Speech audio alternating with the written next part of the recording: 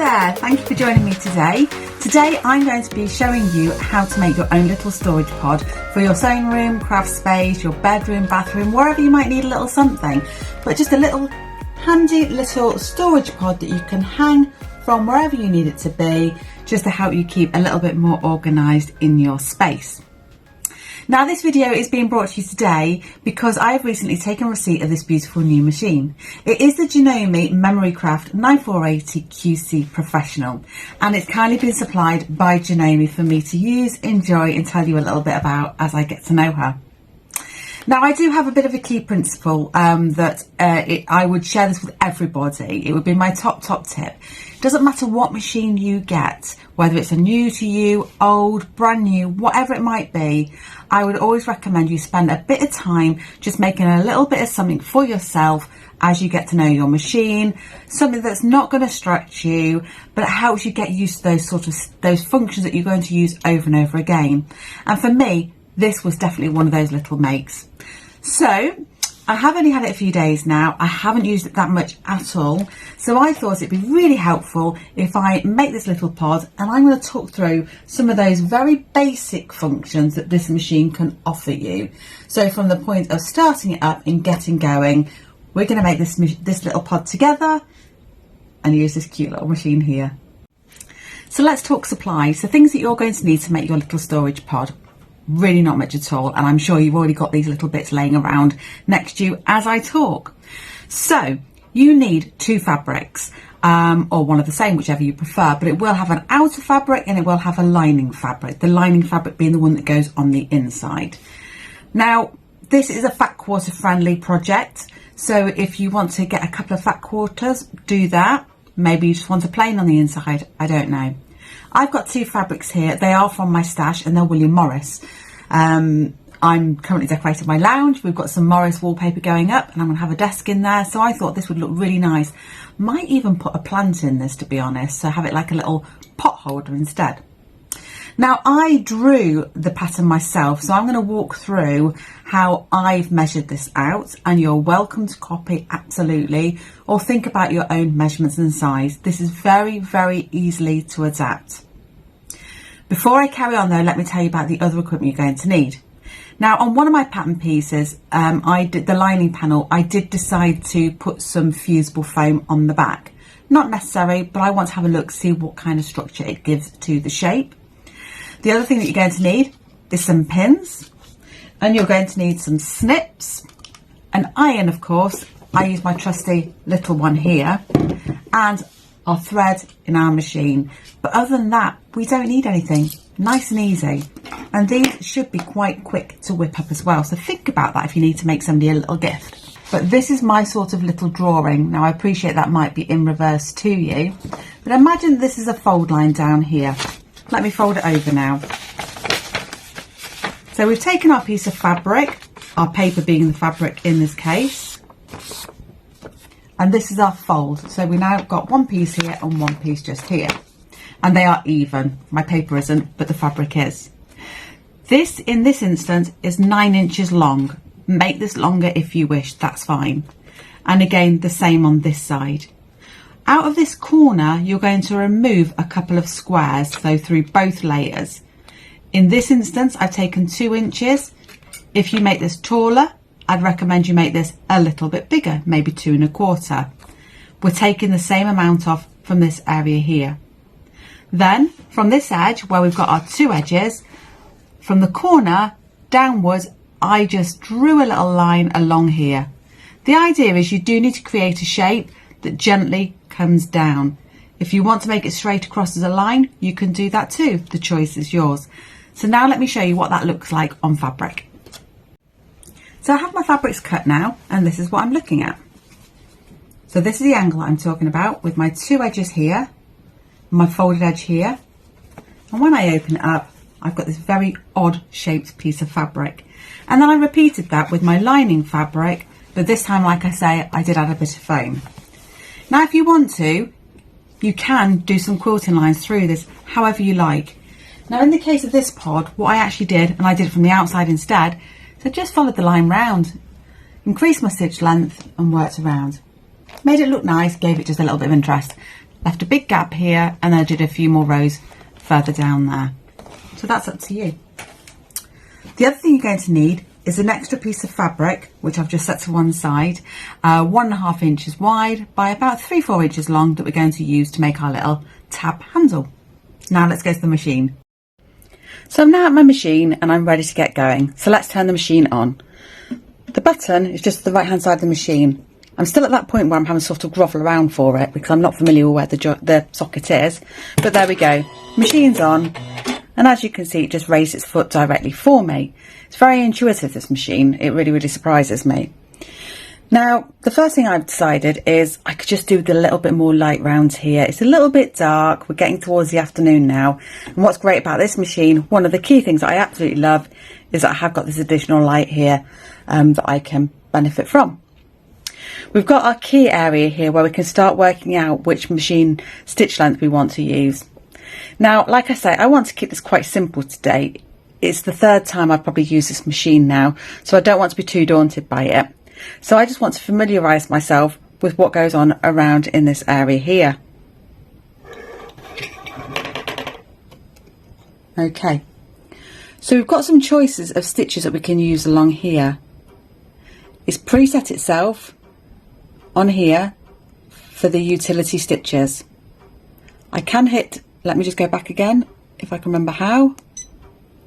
So if I choose this button here, the one with the little sort of scrolls, it can tell me what's available to me to use. So I can click the quilt button, and these are the choices for the quilting. Now it's talking about utility, so these are the key things I need to know. So I've got here the standard position, which is right in the middle of where that foot is. So that's what I'm going to use for construction. Perfect for quilters is 1/4 inch. All I need to do is press number 2 and listen. Is move my needle right over to the best position for quilting now. That is worth gold to me. I've then also got this one here, if I press it, and it says 7mm, so 7mm away from the right hand edge of that foot, and so on and so forth. So I've got some choices, and as I press these, you'll see that this screen changes, so it shows me a little bit more that over the length of time what that's going to look like. I want to use a standard stitch, so I'm just going to use the number 1 there.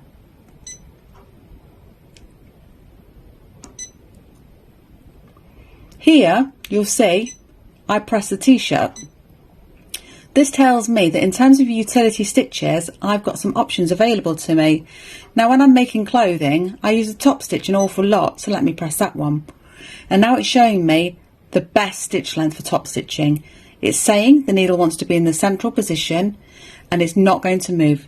That isn't a choice for me. But the stitch length is saying the optimal position, stitch length is number 3. But of course I can increase that or decrease it as I prefer. I'm just going to go back again, so I'll click home, my utility stitches, number 1 for basic construction. Other things that I need to know. Okay, so we need to think about the speed of the sewing machine. Again, it's quite new to me, so do I really want it to be at the speediest it can go? What this means is when I put my foot down onto the pedal underneath the table, I can put it down to the floor, and this is the fastest it's going to go. Now believe you me, that is pretty fast. If I turn it all the way down, I can put my foot to the floor, and that is now the fastest it will go. And it's quite slow and ideal for when we're working around tricky shapes and corners, or if we're a beginner or like me, we're getting used to a new machine. For today's purposes, I'm going to turn it up just a little bit so we're not stood still for too long. Now, the great thing I love about this machine is the snip function. It's something that I really wanted in a machine, and I'm really pleased to have it. So can you even imagine how surprised I was, because I didn't know that actually underneath the desk I've got, next to the foot pedal, there's another pedal. Let me show you. Might be dark under there, so bear with. Can you see? We've got another pedal just there. If I press that, it's going to cut my threads for me. How amazing is that?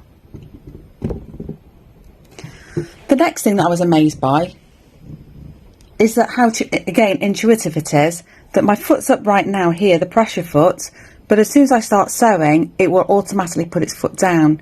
I didn't know it did that. I'm so familiar with putting my hand underneath and manually lowering it down, but no need, it does it for me. You do still have the option to, if you want that extra bit of control, but I'm finding this system Really good, and I'm enjoying using it. So now let's move on to actually making this pod. I'm now ready to get started. What I've done is I've started off by placing the fabrics right sides together. So we've got this area here and that straight edge where the long raw edges are. Let me unpin it so I can show you. I'll show you on this piece instead actually. This is the lining with the interfacing on it, the foam, the fusible foam on it. So this piece here, we're going to put together those long edges. Now on the lining you need to pin it, but we're going to sew, but we do need to bear in mind we're going to create a little turning hole in this as well. So part way through this we're going to stop sewing, reverse stitch to lock it and make sure it's nice and firm, and then we're going to start sewing to do the other end. So I'm going to sew, reverse, sew and reverse and down to lock it off. So let's do that now. Now if you have a look at the foot here, you'll see that as soon as I start sewing it will lower the foot. So let's go. And there we go, start going forward. I'm going to press my button to reverse and I'm going to go back to the edge. It does lift the foot for me. I can pop it back down again like that. And off we go to that pin. And then I'm going to stop. I'm going to reverse to lock. And now I need to cut my thread. So I can choose to use the button there, or I can move my foot right and it's cut it for me. The benefit of using the foot is that there's times when you really need to be able, you need to use your hands. You need to, maybe if you're working with a big bulky item, you might need to keep it firm in your hands.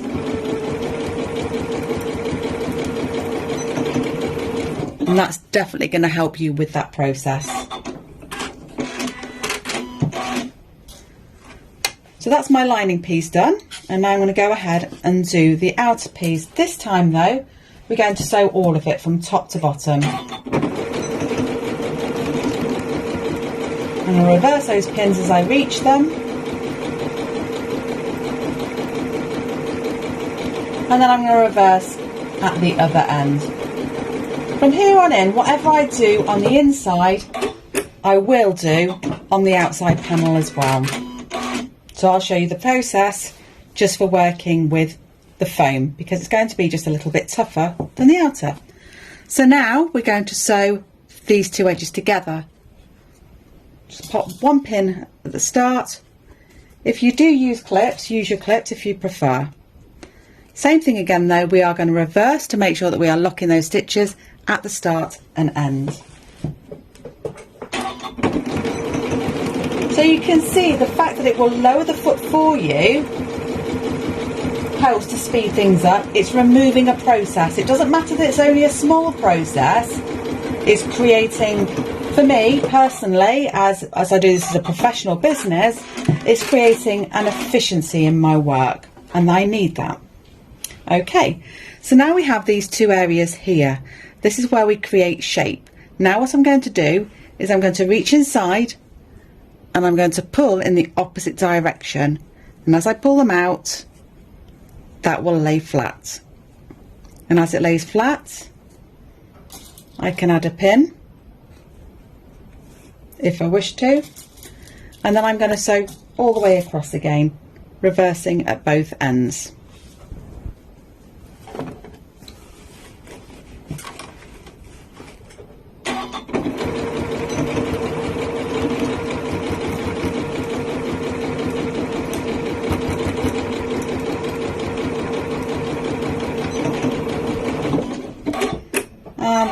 Foot to cut again, raises the foot for me, and now I can go straight in and complete that second boxed corner. I'm going to be lazy this time and I'm not going to pin at all, because again the machine is doing some of the work for me.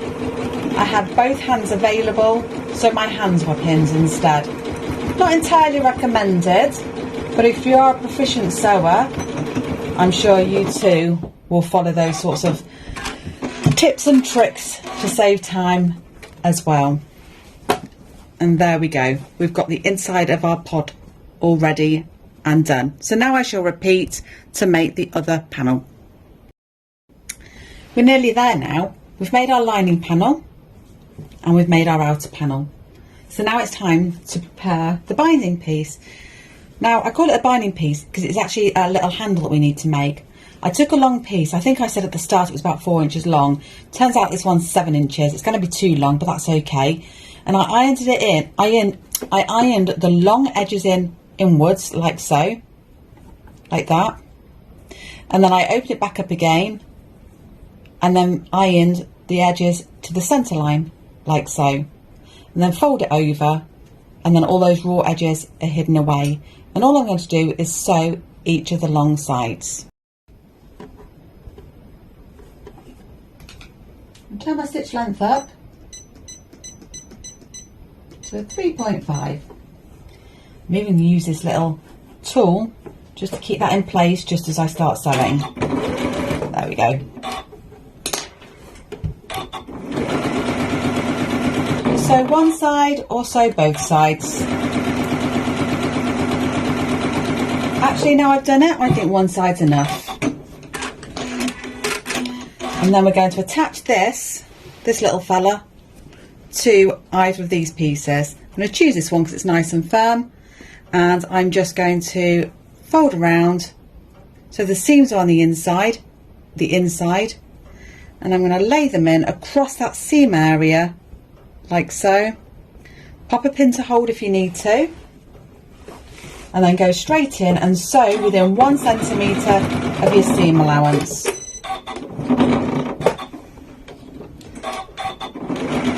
Oh, did all that wrong, not to worry. Getting used to our machine, remember? We're allowed to make mistakes. And then I'm going to trim off the excess that I've got in there, snip it down. And now we've got those in as well. Hi, this is Future Lucy editing the video, and I didn't hit record on one little bit that comes next, so silly old me. Not to worry, not to worry. All it was showing you how I put the outer and the lining together before I continue on, which you're just going to see in just a second. But just to mention that really it's just a case of now one of the linings needs to be right side out and one needs to be wrong side out, and you put them together basically so the nice side is touching the nice side of each other, and then you clip around the top and you sew. But you're going to see that in just a second. I'm so sorry. Let's see if it gives us some extra space to work with.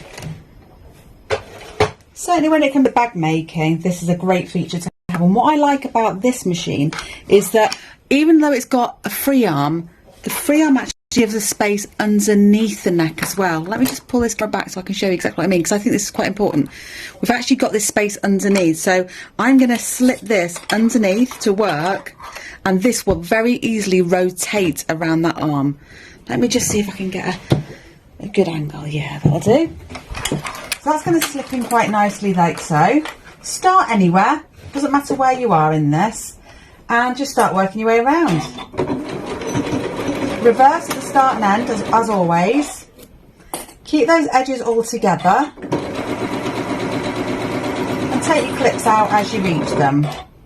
It will automatically default to put that needle down whenever you stop, and that's great to have because on a lot of machines the needle actually defaults into the upwards position. Now if you're working around a corner, if you're bag making or making clothes, you actually need the needle to stay down so that the fabrics don't slip out of line. Again, another great feature of this fabulous machine. Really, really pleased with that. So a little reverse stitch there, and then cut to remove. Now, I haven't reduced down this seam allowance here. Oh, the light's coming in there. I haven't reduced down the seam allowance. You can do if you want to. What this is going to give me, because it's lovely and even all the way around, because I've continued to use the right hand side of that foot, is when I turn it through, I'm actually going to get a little pop of fabric come over the top as well, which will be quite nice. So all you need to do now is go to your little hole that you left before, open her up, and just gently pull the fabrics through. When you've pulled it through, if you get your iron out and give it a little iron across those top lines, so it's really nice and straight. It'll pop through really easily, so don't worry at all. It's not going to be tricky. Not like some bags are when we make those. We call that birthing. This is a birthing process. So we'll push the corners out. So make sure they're all nice. And actually what I like to do is, even before I've pushed one inside the other, I do tend to iron it at this stage to create really nice crisp kind of corners. Makes it look good. So I'm going to give this an iron, and then I'm going to make sure that this outer fabric goes nicely around the lining, and I'll come back to you. It's nearly done. So now what I've done is I've given it a good press like I mentioned, and I've hand sewn that little hole closed now and given it a press. It's come out super neat. So now I'm just going to run a row of top stitching all the way around the edge. So I'm going to make the most of this feature again of having the free arm removed, and I've popped my stitch back onto 3.5 top stitch length.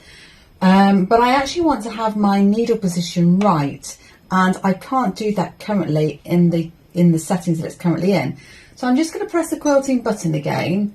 There we go, quilt. And I'm going to ask it to do me a 1/4 millimetre, 1/4 inch seam allowance, as is quilting. But I'm going to increase manually my stitch length up to a 3.5. And then I'm going to work around. I'm going to work from the outside so I can see where I'm going and keep things lovely and neat. I'm going to work from the back, so if it's a bit wobbly at the start, it will be hidden away. Nobody will see that bit. I'm not going to reverse stitch. Instead, I'm just going to overlap when I get back to the start. And that will lock those stitches off. So I'm just very gently rotating this fabric around as I go with my left hand. And at the same time, I am just sort of pulling from my right as well to make sure it is rotating underneath this free arm. And before we know it, we're back at the start again. And the project is all done. Really pleased with how this came out. I think my combination of fabrics came out a treat. And I honestly think this is going to look beautiful on my desk. So just need to cut those threads and think about what we're going to put in it. Here she is. Isn't it lovely? That blue works really well, because I was unsure at one point whether to put the blue on the outside, but I think I've made the right decision there. It's come out a really nice size actually. And like I mentioned right at the start, you can make these taller, you can make them deeper if you want, you can make them shallower if you want. You've got lots and lots of options. This is quite square looking, so that's why I say I think it'll be ideal for a plant. So I might go in the house next and see what plants I've got and see if I've got something that fits, that might just suit this little baby perfectly. So this was a quick initial tour to my machine, the Memorycraft 9480QC Professional. So many wonderful features, and can you see there the beautiful stitching, lovely even stitching. So I hope you enjoyed that. Please do stay with me on my channel. Do consider giving me a like and subscribe. And you know, if you've got any questions about this machine, I might not have the answer straight away because I'm learning, and that's okay, but I will do my best to make sure I get those answers for you. In the meantime, happy crafting, happy sewing, have fun.